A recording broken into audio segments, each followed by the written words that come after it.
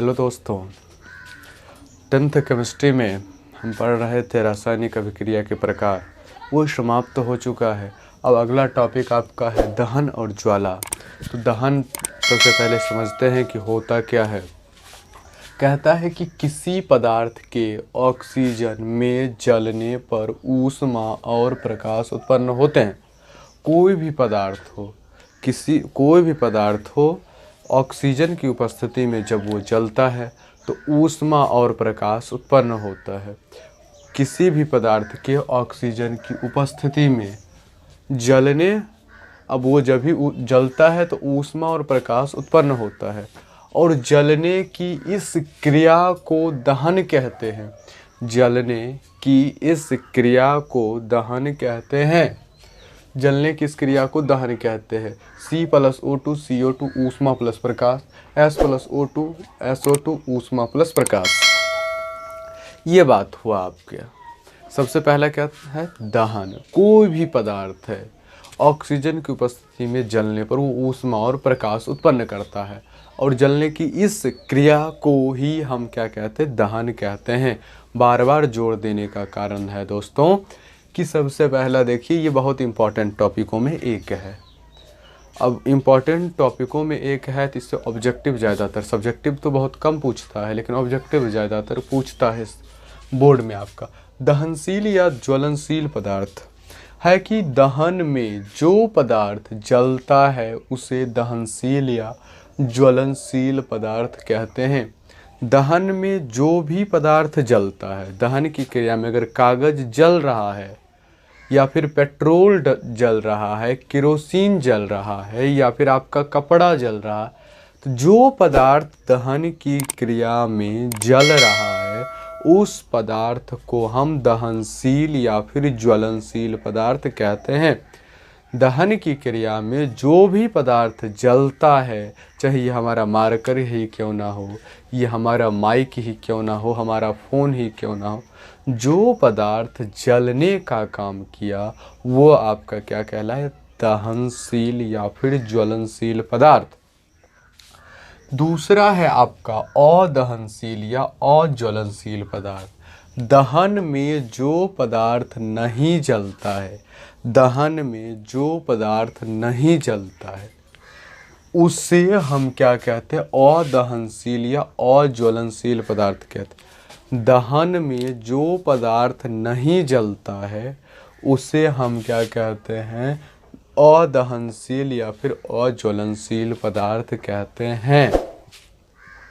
अब देखिए, अब जैसे हुआ आपका अदहनशील, पत्थर हुआ, ईंट हुआ, बालू हुआ, गिट्टी हुआ, जो पदार्थ नहीं जलता है दहन की क्रिया में उसे हम अदहनशील या फिर अज्वलनशील पदार्थ कहते हैं। यहाँ तक तो लगता है दिक्कत नहीं होना चाहिए आप लोगों को।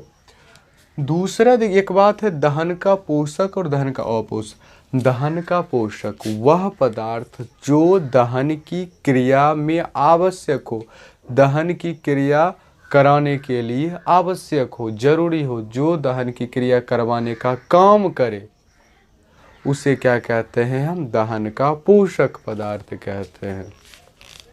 अब देखिए, जैसे दो शादी होने वाला, जो शादी करवाने का काम करता है वही आपका अगुआ होता है। अब देखिए, यहाँ पर जो भी दहन की क्रिया को करवाने का काम करता है, जो दहन की क्रिया में सहायक होता है वो आपका क्या कहलाता है जी? दहन का पोषक।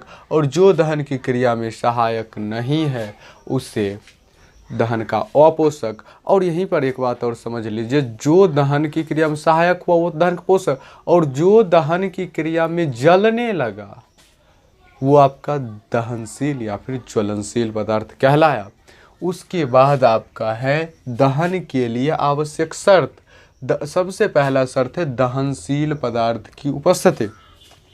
सबसे पहला आपका हुआ दहनशील पदार्थ की उपस्थिति। अब जो भी दहनशील पदार्थ है वो अगर जल रहा, अब देखिए जो लकड़ी हुआ या फिर आपका पेट्रोल हुआ, डीजल, जो जलता है वो पदार्थ लेकर के आइए और उसे जला करके, जब तक दहनशील जो पदार्थ में आग ही नहीं लगता है तो उस पदार्थ को लेकर क्या आइएगा तो उससे दहन की क्रिया तो संभव है नहीं। उसमें तो दहन होगा नहीं। ईंट बालू पत्थर ले आइएगा तो वो जलने वाला है नहीं। अब जब तक जलने वाला पदार्थ नहीं होगा तब तक दहन की क्रिया संभव नहीं है। इसीलिए सबसे पहला अगर है तो आपका कोई शर्त, वो है दहनशील पदार्थ की उपस्थिति। वैसा पदार्थ दहनशील, अब जो दहन की क्रिया करने के लिए या जलने के लिए क्या हो जी, जो जलने में अग्रणी हो, आगे हो, जो जल सके, आराम से जल सके, वो आपका दहनशील पदार्थ जब तक नहीं होगा तब तक दहन की क्रिया संभव। जो पदार्थ जलेगा ही नहीं तो वहाँ पर दहन की क्रिया कैसे हो सकता है। दूसरा है दहन के पोषक पदार्थ की उपस्थिति। दहन का पोषक कहने का मतलब हुआ जो पदार्थ दहन की क्रिया में सहायक हो। जैसे दहन के लिए कौन सा है जिम्मेवार है, ऑक्सीजन रहता है तो आपका दहन की क्रिया होता है, ऑक्सीजन नहीं रहता है तो दहन की क्रिया नहीं होता है। और जब दहन की क्रिया होता है तो क्या हुआ जी, सब पदार्थ जला, और जो जला वो दहनशील पदार्थ हुआ, जो नहीं जला वो अदहनशील हुआ। और दहन का पोषक पदार्थ ऑक्सीजन कहलाता, ऑक्सीजन को ही हम दहन का पोषक पदार्थ कहते हैं।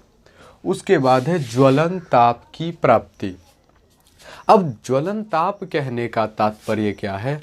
अब ताप वह न्यूनतम ताप जिस पर कोई पदार्थ जलना प्रारंभ कर दे। अगर देखिए सामान्य ताप पर कोई पदार्थ जल रहा है तो सामान्य ताप का या फिर कमरा का ताप ही उस पदार्थ का ज्वलन ताप हुआ। सामान्य ताप ही या कमरा का ताप ही उस पदार्थ का ज्वलन ताप हुआ। और कोई है किसी पदार्थ के जलने के लिए 100 डिग्री सेल्सियस तापमान चाहिए तो उस पदार्थ का ज्वलन ताप 100 डिग्री सेल्सियस हुआ। और किसी के लिए अगर 500 डिग्री सेल्सियस जरूरी है जलने के लिए तो उसका जो ज्वलन ताप है 500 डिग्री सेल्सियस होगा। चलिए ये बात लगभग आपका यही ज्वलन ताप जब तक अब वह न्यूनतम ताप जिस पर कोई पदार्थ जलना प्रारंभ कर देता और जिस न्यूनतम ताप पर कोई पदार्थ जलना प्रारंभ करता है उसे हम ज्वलन ताप कहते हैं। अब देखिए सबसे मोटा बात था दहन किसी पदार्थ के ऑक्सीजन में जलने पर ऊष्मा और प्रकाश उत्पन्न होता है और जलने की इस क्रिया को दहन कहते हैं। C+O2 CO2 ऊष्मा प्लस प्रकाश, S+O2 SO2 ऊष्मा प्लस प्रकाश। दहनशील या ज्वलनशील पदार्थ में जो पदार्थ देखिए दहन में जो पदार्थ जलता है उसे दहनशील पदार्थ या फिर ज्वलनशील पदार्थ कहते हैं। और दहन में जो पदार्थ नहीं जलता है उसे अदहनशील या अज्वलनशील पदार्थ कहते हैं। अब है दहन के लिए आवश्यक शर्त। दहन के लिए आवश्यक शर्त में सबसे पहला दहनशील पदार्थ की उपस्थिति, दहन के पोषक पदार्थ की उपस्थिति, ज्वलन ताप की प्राप्ति। उसके बाद है ज्वलन ताप, वह न्यूनतम ताप जिस पर कोई पदार्थ जलना प्रारंभ कर देता है उस न्यूनतम ताप को हम ज्वलन ताप कहते हैं। ये दहन और ज्वाला का जो टॉपिक था ये आज समाप्त होता है। अब अगला दिन होगा, अगले टॉपिक पर चर्चा। बड़ा इम्पॉर्टेंट टॉपिक बचा हुआ है, ये सारा चीज़ को कवर करना है। अगर ये वीडियो अच्छा लगा तो चैनल को सब्सक्राइब कीजिए, लाइक कीजिए, शेयर कीजिए, कमेंट करना तो बिल्कुल नहीं भूलिए। अगर वीडियो आपको अच्छा लग रहा है तो आप अपने दोस्तों को शेयर कीजिए। और अगर आपको पूरा नोट्स चाहिए इस चैप्टर या किसी भी बने बनाए तो आप हमारे व्हाट्सएप नंबर पर कांटेक्ट कीजिए। आपको व्हाट्सएप नंबर हमारा डिस्क्रिप्शन में मिल जाएगा। चलिए मिलते हैं दोबारा अगले